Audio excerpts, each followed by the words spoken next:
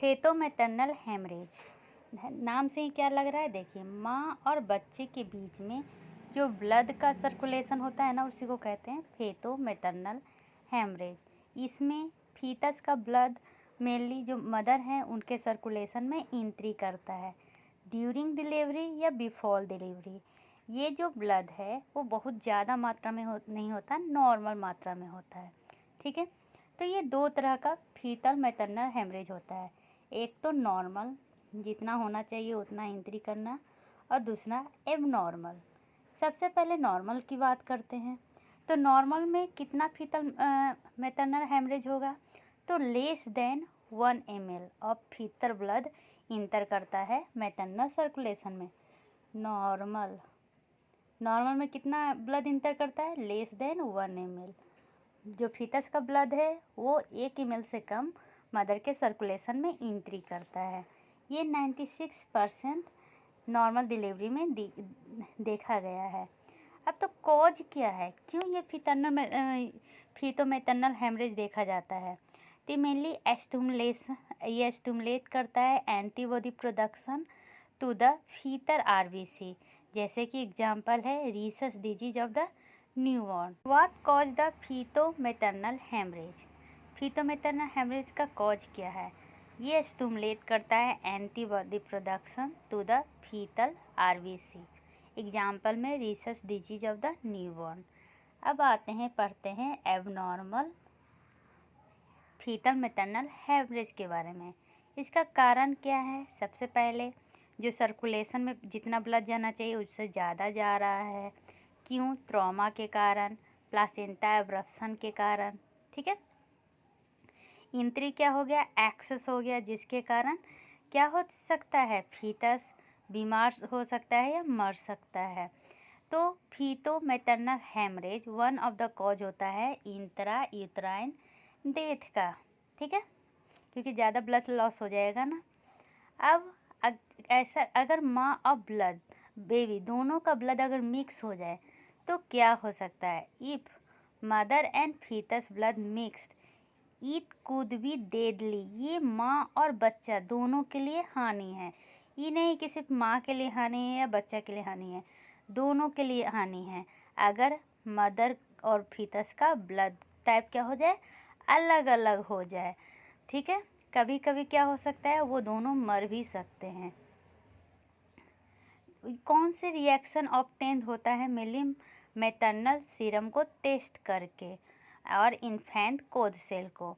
तो maternal sample के लिए हम क्या करते हैं, मैटरनल सैंपल हम कब लेते हैं, जब माँ क्या है, ओ निगेटिव है, डी बिग मिक्स फील्ड या डी कंट्रोल निगेटिव है, या एंटीबॉडी स्क्रीन निगेटिव है। ठीक है, इन्फेंट कोड का सेल कब लेते हैं, जब ए पॉजिटिव है या दैट निगेटिव है। इसमें मेनली हम 4 चीज़ देखते हैं। एबीओ ग्रुपिंग एरर तो नहीं है इन्फेंट में, कहीं एंटीनेटर आरएच इम्यून ग्लोबिन तो नहीं है, फीटो मैटरनल हेमरेज तो नहीं है, फॉल्स निगेटिव डेथ तो नहीं है, डीएटी डेथ। ठीक है, अगर फीटो मैटरनल हेमरेज रहा तो क्या देखा जाएगा कि पॉजिटिव बिग डी टेस्ट, जो पहले बताए थे, पॉजिटिव बिग डी टेस्ट रहेगा पोस्टपार्टम पेशेंट में। तो ये मेनली कारण होता है फीटो मैटरनल हेमरेज का। अगर फीटल डी पॉजिटिव रहा, इसका मतलब कि सेल इंटर कर चुका है मैटरनल सर्कुलेशन में। ठीक है, तो इसको चेक करने के लिए हम कौन सा टेस्ट करते हैं, तो शॉर्ट फॉर्म में इसको बोला जाता है केबी टेस्ट, और लॉन्ग में क्या लिखा जाता है, हेन हावर वतके टेस्ट। इसमें मेनली हम एसिड डिल्यूशन लेते हैं, ठीक है, फॉर हेमोग्लोबिन फीटस के लिए। इसमें क्या होता है कि स्टैंडर्ड ब्लड स्मीयर किया जाता है मदर के ब्लड का, उसको एक्सपोज किया जाता है एसिड के बाद से। ठीक है, जो अडल्ट हेमोग्लोबिन है वो घोष सेल की तरह बन जाता है, पेल हो जाता है। ठीक है, इसे हम पहचान जाते हैं। इसमें मेनली क्वांटिटी देखा जाता है कि कितना फीटस का ब्लड इंटर किया गया है। ये इसलिए एक ऐसा टाइप का टेस्ट है, क्वांटिटेटिव टाइप का टेस्ट है। अब रिस्क फैक्टर क्या हो सकता है? तो multiple gestation, nuchal cord, low birth weight, ये सब हो सकता है। पैथोजिनेसिस में ये ऑब्जर्व किया गया है। इसका ऐसे तो पैथोजिनेसिस अनक्लियर है, लेकिन ये पेरेन्काइमल और रेट्रोप्लासेंटल हेमरेज, इंट्रावेनस थ्रोम्बी या इन्फ्रैक्शन इंक्रीज होने के कारण मेनली ये हेमरेज देखा गया है। ठीक है, दो तरह का हेमरेज होता है, स्पॉन्टेनियस और ट्रॉमेटिक। स्पॉन्टेनियस फीटोमेटर्नल हेमरेज कहने का क्या मतलब है? यह ऐसा हेमरेज होता है जिसमें कोई भी एंटीसीडेंट हिस्ट्री नहीं होता है ट्रॉमा का, पहले से कोई भी ट्रॉमा नहीं होया है, और कोई भी एब्रप्शन, जो प्लासेंटा एब्रप्शन होता है, उसका कोई भी सिम्टम या क्लिनिकल या हिस्टोपैथोलॉजिकल रीजन या एविडेंस नहीं देखा गया है। ट्रॉमेटिक इंजरी कहने का क्या मतलब है? इसमें पहले से ही क्या हो चुका है, प्लासेंटा में इंटरफेरेंस हो चुका है। ठीक है, जैसे एमनियोसेंटेसिस के द्वारा, कोरियोनिक विलस बायोप्सी के द्वारा। ठीक है, क्लिनिकल प्रेजेंटेशन में क्या देखेंगे? जो मासिव फीटोमेटर्नल हेमरेज है ना, वो सेकेंड से थर्ड ट्राइमेस्टर में होता है। ये एक्यूट भी हो सकता है, क्रोनिक भी हो सकता है। ये मेनली एसिम्टोमेटिक है, लेकिन जब हम ट्रांसफ्यूजन रिएक्शन करते हैं ना, तो उसमें फीवर, चिल या नौसिया देखने को मिलता है। ठीक है, अब अगर chronic massive chronic fetal maternal haemorrhage रहा ना, तो उसके लेट साइन में मेनली त्रियाद देखने को मिलता है। क्या? त्रियाद में जो पहला है वो क्या दिखेगा? तो जो फीटल मूवमेंट है वो कम हो जाएगा, फीटल हार्ट रेट का पैटर्न कैसा हो जाएगा? साइनोसॉइडल हो जाएगा, और हाइड्रोफिटैलिस देखने को मिलता है। ठीक है, अगर डिलीवरी के बाद ये हुआ तो neonatal anaemia, increase production of RBC precursors, increasing circulatory erythrocyte count देखने को मिलेगा। अब हमें FMH के लिए टेस्ट कब करना चाहिए? जब बेबी डेथ हो या स्टिल बर्थ हो, साइनोसॉइडल हार्ट रेट पैटर्न हो, और नॉन इम्यून हाइड्रोप्सिस हो, या नियोनेटल एनीमिया हो। हाइड्रोप्सिस में लिए आगे बढ़ेंगे। इसमें क्या होता है ना, बच्चे के पेट में या दिमाग में क्या होता है, पानी भर जाता है। ये दो कारण से होता है, इम्यून और नॉन इम्यून। नॉन इम्यून जो ज़्यादा कॉमन होता है, इसलिए उसके कारण मेनली देखने को मिलता है। अब फीटल डीमिस कब देखने को मिलेगा या स्टिल बर्थ? जब ये मेनली जो फीटल मैटरनल हेमरेज जब डायग्नोसिस इवालुएशन कर रहे हैं, तो मेनली ये 20 वीक के बाद देखने को मिलता है। ठीक है, इसका क्या कारण हो सकता है? अगर fetal maternal haemorrhage greater than 20 से 25 ml पर kg हो, तब ये देखने को मिल सकता है। Abnormal fetal heart rate pattern या नॉन इम्यून हाइड्रोप्सिस रिलेटेड होता है फीटल एनीमिया से। तो हम इसमें क्या करते हैं? तो मिडिल सेरिब्रल आर्टरी टेस्ट करते हैं डॉपलर अल्ट्रासाउंड के साथ। इसका कितना यूनिट होना चाहिए? ग्रेटर देन 1.5 MOM होना चाहिए। ठीक है, न्यूनेटल एनीमिया में क्या देखा गया है कि इसका जो अभी कॉज है वो अभी तक अनएक्सप्लेन्ड है। ठीक है, अगर ये चलिए अब कुछ केस डिस्कस कर लेते हैं। एक वुमेन आई जिसको पहली बार बच्चा होने वाला है, एंटीनेटल विजिट के लिए आई। कब? तो 16 वीक पे। ठीक है, उसका जो ब्लड ग्रुप है वो है बी निगेटिव। ठीक है, तो आप सबसे पहले क्या कीजिएगा? आपके पास दो ऑप्शन हैं। पहला, चेक कीजिएगा Coombs test, indirect Coombs test, जिसको ICT कहा जाता है। दूसरा कि आप चेक कीजिएगा ब्लड ग्रुप ऑफ फादर। तो हम जब अगर दोनों कर सके तो सही है, लेकिन ज़्यादा अगर पूछ रहा है तो हम करेंगे इनडायरेक्ट कॉम्ब टेस्ट। क्यों? क्योंकि ये एंटीबॉडी के बारे में बताता है कि मैटरनल सीरम में उसका एंटीबॉडी डेवलप्ड हुआ है कि नहीं। एंटीबॉडी कब डेवलप्ड होता है, जब फीटस पॉजिटिव रहे तो।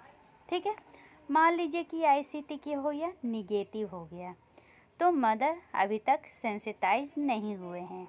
ठीक है, तो हम इसको रिपीट करेंगे कब तक, 28 वीक तक।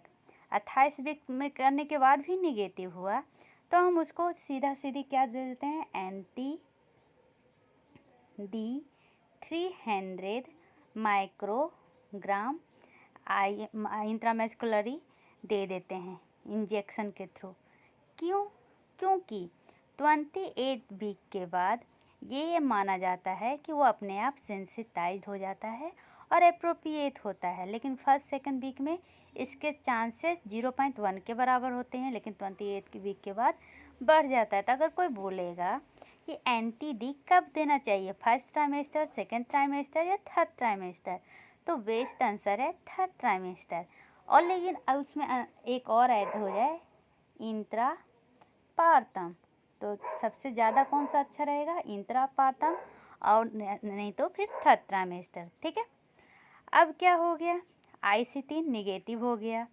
तो आईसीटी निगेटिव हो गया तब भी हम क्यों देंगे, क्योंकि ये रूटीन एंटीनेटल प्रोफाइलैक्सिस के रूप में दिया जाता है एंटी-डी। ठीक है, और थर्ड ट्राइमेस्टर में क्यों देंगे, क्योंकि इसके ज़्यादा जो फीटो मैटरनल हेमरेज बताया था उसका रिस्क थर्ड ट्राइमेस्टर में बढ़ जाता है, उससे ज़्यादा रिस्क बढ़ जाता है लेबर और डिलीवरी के समय में। इसलिए अगर ऑप्शन आए तो सबसे पहले लेबर और डिलीवरी। अगर लेबर और डिलीवरी में मतलब कि इंट्रापार्टम ना दिया रहे तो हो जाएगा थर्ड ट्राइमेस्टर में। ठीक है, अगर आफ्टर द डिलीवरी अगर दे रहे हैं और आईसीटी निगेटिव है तो क्या हम दोबारा एंटी-डी नहीं देंगे, देंगे। प्रोफाइलैक्सिस सिर्फ ये इसलिए दिया जाता है ताकि जो अभी बेबी हो रहा है उसके अगेंस्ट में जो मदर का एंटीबॉडी है उसको न्यूट्रलाइज कर सके। और बाद में क्यों देंगे, ताकि वो फर्दर उसको याद ना कर सके। ठीक है, और उसके अगेंस्ट एंटीबॉडी तैयार ना कर सके। ठीक है, तो डिलीवरी के बाद हम क्या करेंगे, तो क्या तुरंत दे देंगे, नहीं। डिलीवरी के बाद बेबी का पहले हम ब्लड ग्रुप चेक करेंगे। अगर RH निगेटिव रहा तो हमें ये एंटी-डी देने की कोई भी ज़रूरत नहीं है। ठीक है, लेकिन RH पॉजिटिव रहा तो हम फिर से एंटी-डी इंजेक्शन देंगे intramuscular 300 microgram within 72 hours of delivery, 72 घंटे के अंदर। तो क्या बाद में नहीं दे सकते, दे सकते हैं। 28 दिन के पहले तक हम कभी भी दे सकते हैं। अब 300 माइक्रोग्राम ही क्यों, क्योंकि ये न्यूट्रलाइज कर दे सकता है 15 ml ऑफ फीटस RBC को। ठीक है, यहाँ तक समझने में कोई भी प्रॉब्लम नहीं है। अगर इससे ज़्यादा हुआ तो हम इसके लिए हम क्या करते हैं, केवी टेस्ट करते हैं। केवी टेस्ट से हमें क्वांटिटी पता चलता है कि मदर के ब्लड में फीटस का कितना RBC गया है, उसके अनुसार हम कैलकुलेट करते हैं और फिर हम उसको एंटी-डी देते हैं। ठीक है, चलिए अब केस 2 आता है कि एक वूमेन है जिसका ग्रेविडा 2P1L1 है, रूटीन चेकअप के लिए आई है 16 वीक पे। उसका ब्लड ग्रुप B निगेटिव है, उसके हस्बैंड का ब्लड ग्रुप B पॉजिटिव है, और इस बार ICT इनडायरेक्ट कॉम टेस्ट क्या हुआ है, पॉजिटिव है। ठीक है, पहले क्या था, निगेटिव था। तो हम क्या करेंगे, तो इसका टीटर चेक करेंगे। जो क्रिटिकल टीटर होता है ना 1:16 होता है। अब देखेंगे इससे कम है या इससे ज़्यादा है। इससे कम है तो ICT टीटर को हम वीकली रिपीट करेंगे, लेकिन अगर इससे ज़्यादा है तो हम चेक करेंगे weekly middle cerebral artery Doppler.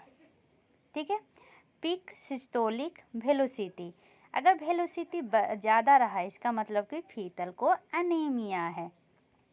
ठीक है, अब देखिए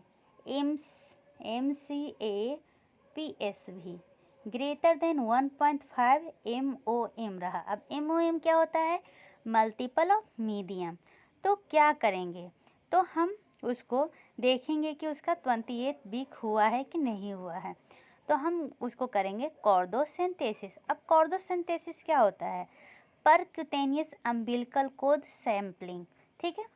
अब इसमें अगर फीतल का हेमोक्रेट 30% से कम रहा तो हम क्या करवाएंगे? इंट्रा-यूट्राइन फीतल ट्रांसफ्यूजन करवाएंगे। गोल क्या है कि प्रेगनेंसी को 34 वीक तक टाल सके ताकि प्रीटर्म डिलीवरी ना हो। ठीक है। अब मान लीजिए क्या हुआ कि अगर हमको इसको ग्राफ से देखना है, तो ग्राफ के बारे में ज़्यादा नहीं पढ़ना है, लेकिन ये याद रख लीजिए कौन सा ग्राफ इसमें यूज होता है। तो लेरी ग्राफ इसमें क्या कहता है कि हम जब एमनियोसेंटेसिस करवाएंगे तो एमनोटिक फ्लूइड क्या करता है? ऑप्टिकल डेंसिटी बताता है स्पेक्ट्रोफोटोमीटर पे। तो इसमें स्पेक्ट्रोफोटोमीटर पे कैसे करेगा? तो ये ग्राफ है, इधर गेस्टेशन एज है और इधर ओडी ऑप्टिकल डेंसिटी है चेंज इन।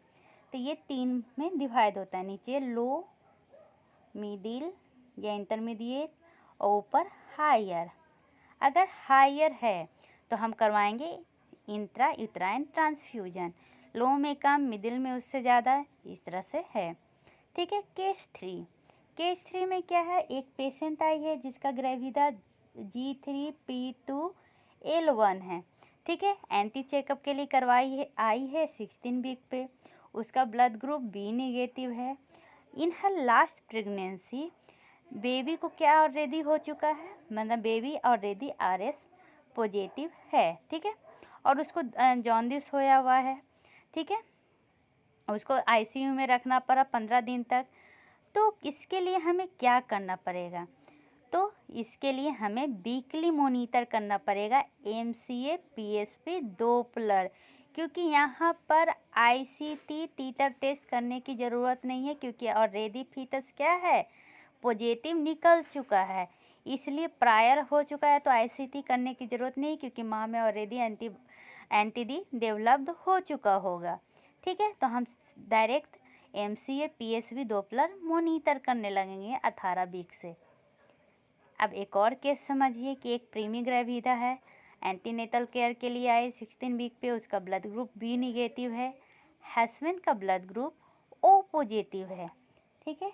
ICT निगेटिव है। तो हम क्या मैनेजमेंट करेंगे? पहला वीकली ICT करेंगे, दूसरा RS जीनोटाइप देखेंगे फादर का, तीसरा एंटीडी इंजेक्शन देंगे, चौथा एंटीडी इंजेक्शन आफ्टर डिलीवरी देंगे। तो देखिए इसमें 2 ऑप्शन तो कट गया, जीनोटाइप ऑफ फादर देखने का और anti D injection after the delivery. Weekly ICT titre करेंगे या एंटीडी इंजेक्शन देंगे? तो एंटीडी इंजेक्शन देंगे, क्योंकि मैनेजमेंट कह रहा है। ठीक है। अब क्या है क्वेश्चन कि इसमें से सब सही है एक को छोड़ के पोस्टपार्टम एंटीडी प्रोफाइलैक्सिस के लिए। पहला क्या है कि जो ये एंटीडी प्रोफाइलैक्सिस है ये न्यूबॉर्न को दिया जाता है with in the 72 hour of the birth. ठीक है। दूसरा क्या है कि ये रिक्वायर होता है RH पॉजिटिव बेबी के लिए। तीसरा क्या है कि ये एक मंथ तक दे सकते हैं। चौथा क्या है, हम KV टेस्ट करते हैं, किस लिए? फीतो मैटरनल हेमरेज के लिए। तो KV टेस्ट किया जाता है, ये सही है। हम ये जो एंटीडी है 1 मंथ तक दे सकते हैं, ये भी सही है। ये दिया जाता है RS पॉजिटिव को, ये भी सही है। लेकिन ये न्यूबॉर्न को नहीं दिया जाता है, ये मदर को दिया जाता है। ठीक है। कितना घुमा दिया है इजी क्वेश्चन को। अब एक क्वेश्चन है कि कोई एक RH निगेटिव वूमेन आई जिसका टीटर कितना है? 1:32 है 28 वीक में। तो हम उसमें सबसे अप्रोप्रिएट मैनेजमेंट क्या करेंगे? टीटर ज़्यादा है तो हम सीधे MCA PSP डॉपलर करेंगे। ठीक है। एक और केस आया कि मान लीजिए G2P1L1 वुमेन आई है जो B निगेटिव है, जो हस्बैंड है B पॉजिटिव है और ICT पॉजिटिव है। ठीक है। तो हम उसमें क्या करेंगे? क्या फादर का जीनोटाइप चेक करेंगे या ICT करेंगे? तो इंडिया में डायरेक्ट ICT किया जाता है, लेकिन फॉरेन में फादर का जीनोटाइप चेक किया जाता है। जीनोटाइप में दो होता है, एक होमोजाइगस, होमोजाइगस में पॉजिटिव पॉजिटिव, हेट्रोजाइगस, हेट्रोजाइगस में पॉजिटिव और निगेटिव।